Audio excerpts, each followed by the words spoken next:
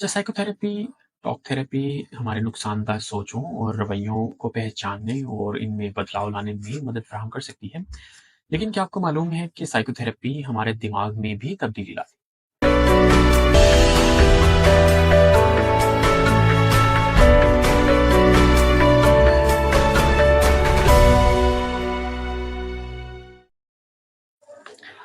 किसी तरबियत याफ्ता माहिर नफ्सियात से बातचीत करना ज़हनी मसाइल से छुटकारे का एक हल हो सकता है। ज़हनी मसाइल किसी भी तरह के हो सकते हैं, आप शायद डिप्रेशन और एंग्ज़ायटी से वाकिफ़ होंगे। इस बातचीत करने के अमल को हम साइकोथेरेपी या टॉक थेरेपी ही कहते हैं।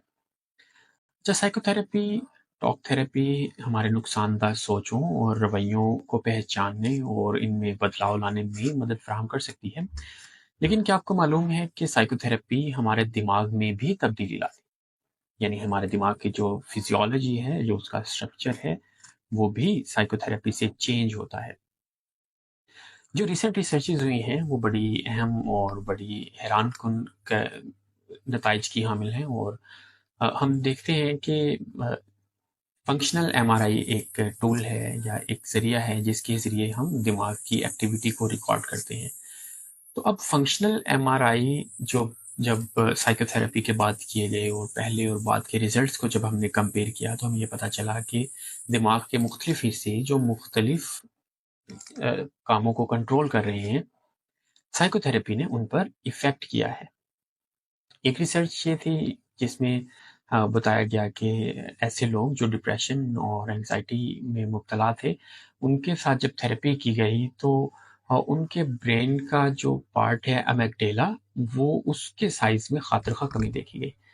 तो ये इस रिसर्च के मुताबिक जो डिप्रेशन के मरीज़ हैं, उनके ब्रेन का जो एमिग्डाला वाला पार्ट है वो बढ़ा हुआ था और जिसने उनको प्रोन कर दिया एंग्जायटी और डिप्रेशन की तरफ और उनमें वो डिप्रेशन होने के चांसेस ज़्यादा हो गए। इसी तरह अ, कुछ साइकोथेरेपीज़ ने हिप्पोकैम्पस को इफ़ेक्ट किया। हिप्पोकैम्पस में कुछ तब्दीलियाँ नज़र आईं जो कि हमारी याददाश्त और जज़्बात को कंट्रोल कर रहा होता है। इसके साथ-साथ दिमाग के जो आगे वाले हिस्से जिसे हम मीडियल प्रीफ्रंटल कॉर्टेक्स कहते हैं, वहाँ पर भी कुछ हमें चेंजेज़ और बदलाव और तब्दीलियाँ नज़र आईं। तो एक रिसर्च और थी जो कि सोशल एंग्ज़ायटी के मरीज़ों के साथ की गई।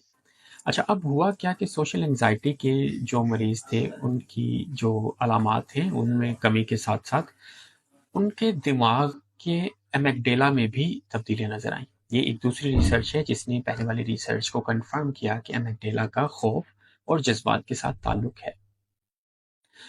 अच्छा, वो लोग जिनमें अब फिर कंक्लूजन हमने देखा कि वो लोग जिनमें अमिग्डाला का साइज़ बड़ा होता है, उनमें ज़्यादा इम्कान है कि वो डिप्रेशन और एंग्ज़ायटी की तरफ जाएँगे। अच्छा, कुछ दवाइयाँ जैसे कि एंटी डिप्रेसेंट्स और इस तरह की दवाइयाँ जो कि हम ज़हनी अमराज़ में इस्तेमाल करते हैं, वो भी इसमें इन अमराज़ को कम करने में कारआमद हैं। लेकिन उनका तरीक़ाकार थोड़ा-सा मुख्तलिफ है और देखा ये गया है कि कुछ मसाइल में जब हमने मेडिसिन और थेरेपी का कॉम्बिनेशन यूज़ किया, तो उसके बहुत अच्छे नताइज हमें मौसूल हुए।